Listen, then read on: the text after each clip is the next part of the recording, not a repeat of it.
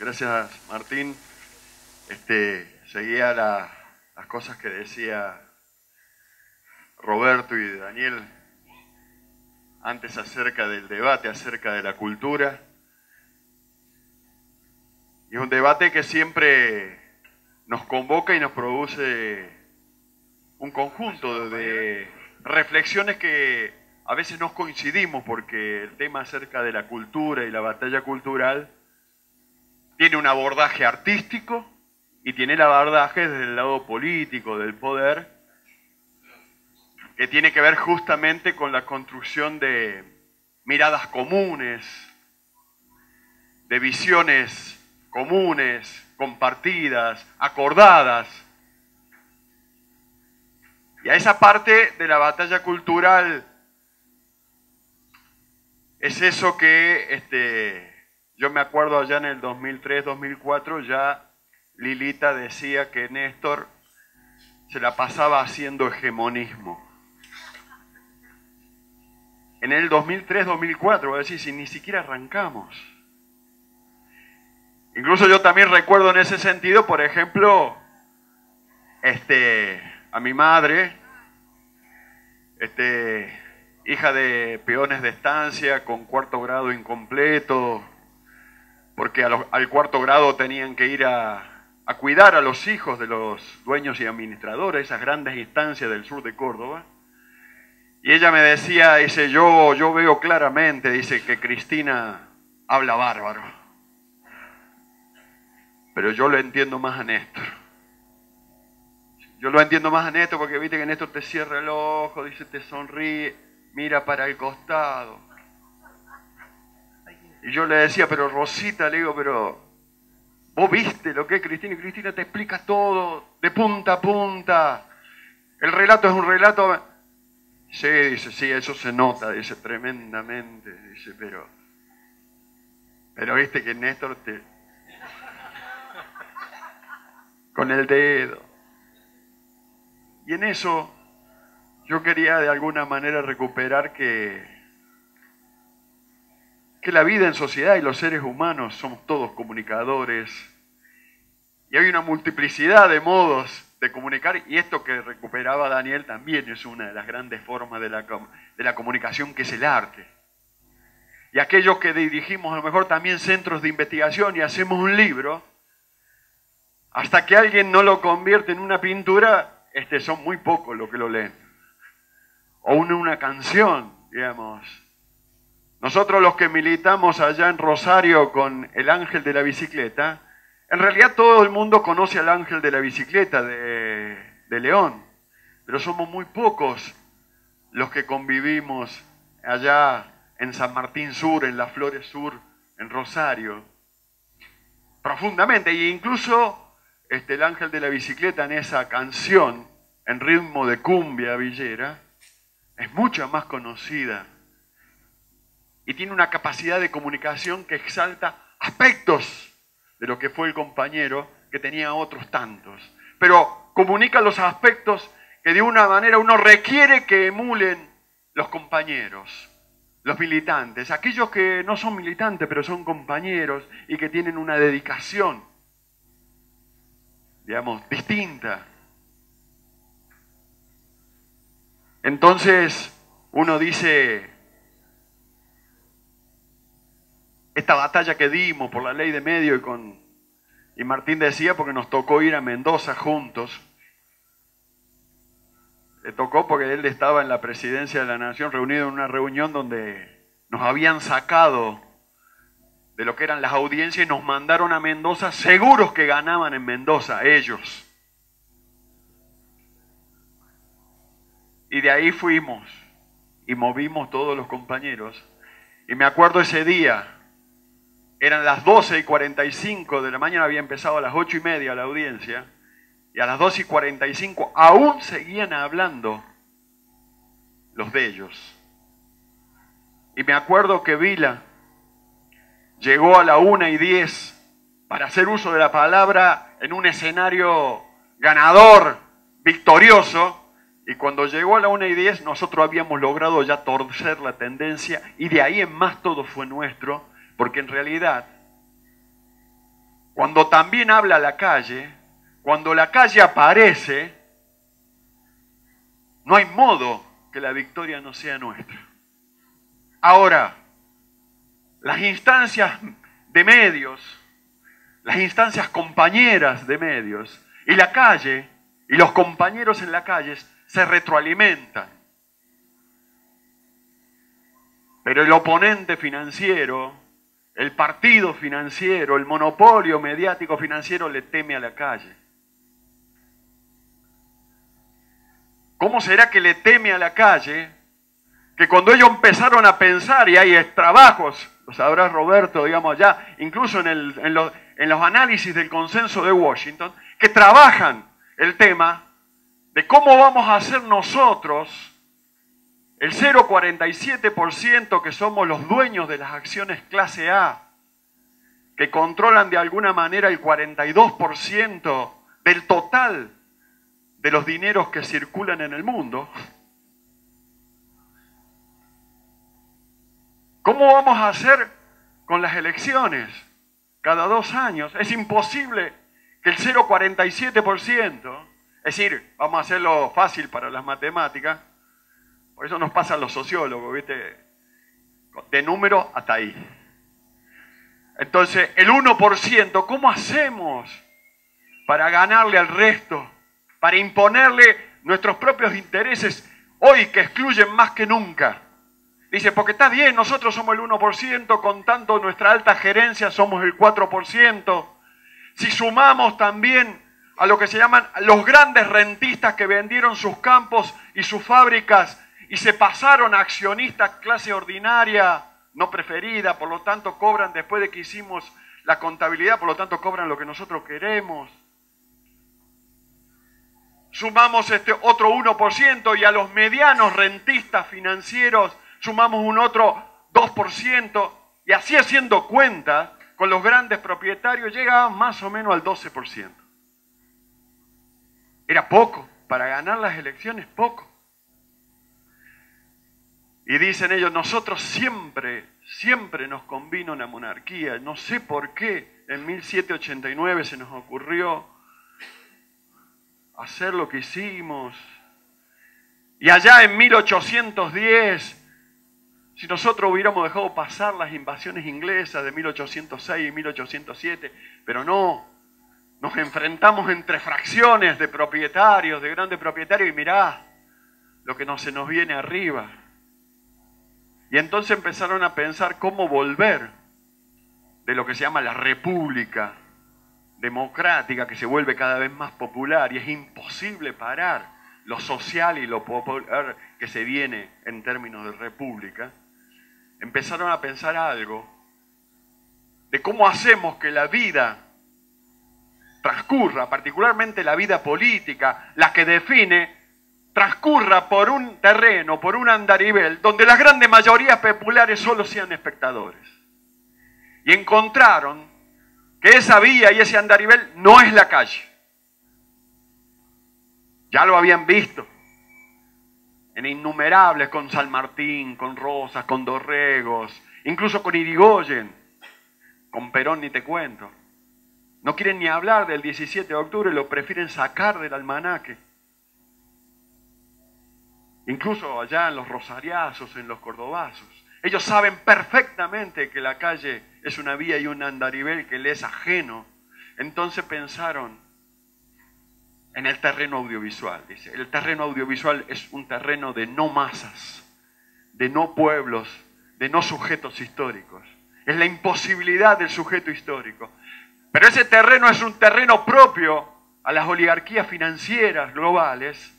Entonces ese terreno esté monopolizado y sea el terreno que funcione como partido, y un partido que sea invisible, y tan invisible que transmite todos los días en cadena nacional, en una cadena nacional privada, profunda, extensa, y no argentina, sino que conecta incluso los grandes medios con las centrales de Murdoch o con los grandes jugadores,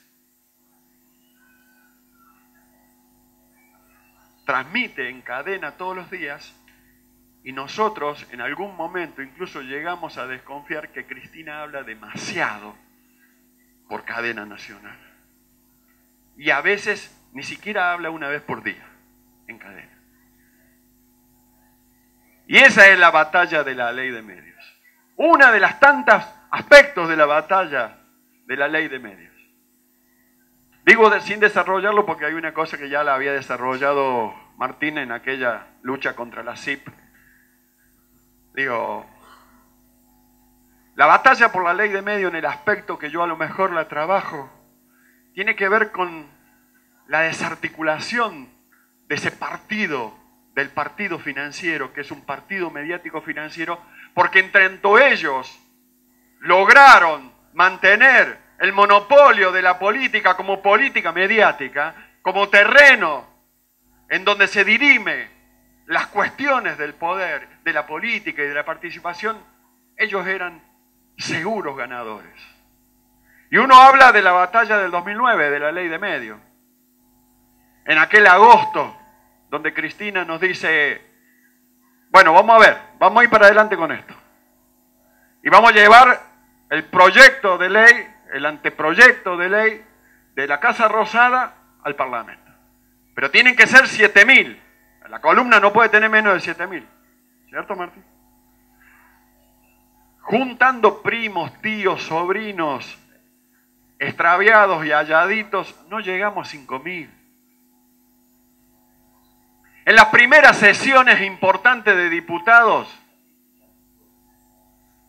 la movilización ya eran 17.000.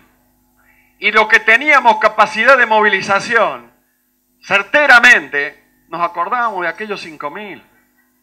Y ya cuando llegamos al Senado, en aquel momento, que hicimos la cuenta de que había que empezar y mover todo porque había que hacer el aguante, contamos 22.000 y vinieron 45.000. ¿Quién los trajo? Sino la batalla cultural, que se hace en la calle, pero también se hace con los compañeros en las estructuras de medios militantes, porque constantemente irradian la voz del pueblo, de los que participan, de todos nosotros. Porque el monopolio mediático no irradia la voz del pueblo, la sustituye, la reemplaza. Le hace creer que lo mejor que le puede pasar es no tener voz propia. Y no hay modo de pensar en proyectos nacionales propios, sin voces propias, sin palabras propias, sin diálogos propios. Entonces, yo pensaba que esto ya lo habíamos visto, lo de la ley de medios. Porque en el 2008, cuando se viene la batalla por la 125, batalla cultural si las hubo, porque los primeros cortes de ruta se hacían directamente con serpentinas, porque no había gente en el corte de ruta.